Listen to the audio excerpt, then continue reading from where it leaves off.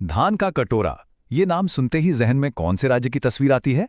जी हाँ, आज हम सफर पर निकल रहे हैं छत्तीसगढ़ के, जिसे भारत का राइस बाउल भी कहते हैं। लेकिन सवाल यह है कि इसे धान का कटोरा कहते क्यों है? और क्या इसकी पहचान सिर्फ चावल के खेतों तक ही सीमित है? या फिर यहाँ कुछ ऐसे भी खजाने छुपे हैं जिनके बारे में हम ज्यादा नहीं जानते? चलिए, आज इन्हीं सवालों के जवाब ढूंढने की कोशिश करते हैं। तो सबसे पहले एक छोटा सा परिचय हो जाए। जानते हैं इस दिलचस्प राज्य की बुनियाद के बारे में। देखिए, बात है 1 नवंबर साल 2000 की। इसी दिन छत्तीसगढ़ मध्य प्रदेश से अलग होकर भारत का 26वां राज्य बना।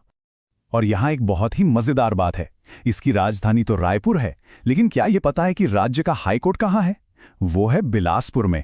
और इसीलिए बिलासपुर को बड़े गर्व से न्यायधानी कहा जाता है, मतलब जुडिशियल कैपिटल। अच्छा, परिचय तो हो गया। अब जरा नजर डालते हैं यहाँ की जमीन और इसकी बेशकीमती संपदा पर।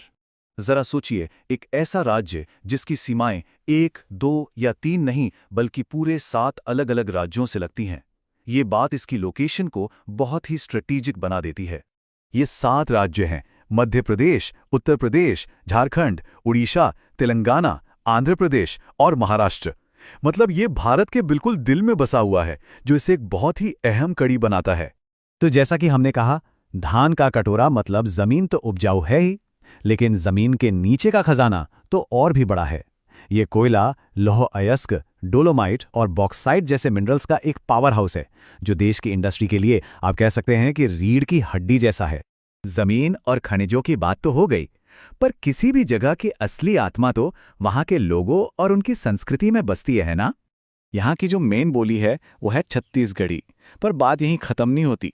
यहाँ हल्बी, गोंडी, सरगुजिया जैसी कई और स्थानीय बोलियां भी हैं, जो इसकी कल्चरल डाइवर्सिटी को और भी रंगीन बना देती हैं। और अगर संस्कृति की धड़कन सुननी हो तो वो यहाँ के लोक नृत्यों में सुनाई देती है। सुआ, कर्मा, पंथी, राउत नाचा, ये सिर्फ डांस फॉर्म्स नहीं है, ये तो यहाँ के लोगों की कहानियां हैं, उनकी जिंदगी की लय है जो सदियों से चली आ रही है। यहाँ के त्योहार भी क्या खूब हैं। देखिए, सब कुछ खेती और सामाजिक जीवन से कितना जुड़ा हुआ है।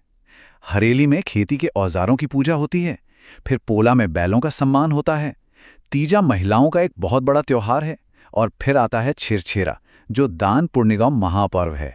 चलिए, अब बात करते हैं छत्तीसगढ़ के कुछ ऐसे नगीनों की, ऐसी जगहों की जो शायद उतनी मशहूर ना हो, लेकिन किसी को भी हैरान कर सकती हैं। क्या कोई सोच सकता है कि भारत का अपना नियाग्रा फॉल्स भी है? जी हाँ, ये कोई मजाक नहीं है। ये एक ऐसी जगह की उपाधि है जिसकी विशालता का अंदाजा लगाना भी मुश्किल है। और ये है शानदार चित्रकूट वाटरफॉल। इसकी आवाज, इसका फैलाव सच में होश उड़ा देने वाला है। ये बस्तर इलाके में इंद्रावती नदी पर बना है और इसे भारत का सबसे चौड़ा वाटरफॉल माना जाता है। इसकी खूबसूरती को शब्दों में बयां करना मुश्किल है। अच्छा, झरनों से अब जरा पहाड़ों की तरफ रुख करते हैं।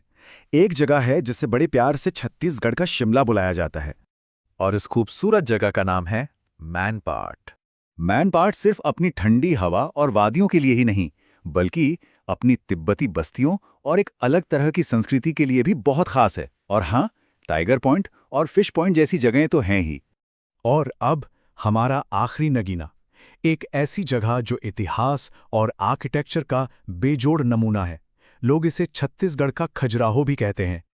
ये है भोरम देव मंदिर। कबीर धाम जिले में मौजूद ये 11वीं सदी का एक बहुत ही प्राचीन शिव मंदिर है, और इसकी दीवारों पर की गई नक्काशी कमाल की है, बस देखते ही बनती है। तो हमने जमीन देखी, संस्कृति को समझा और कुछ बेहतरीन जगहों की सैर भी की।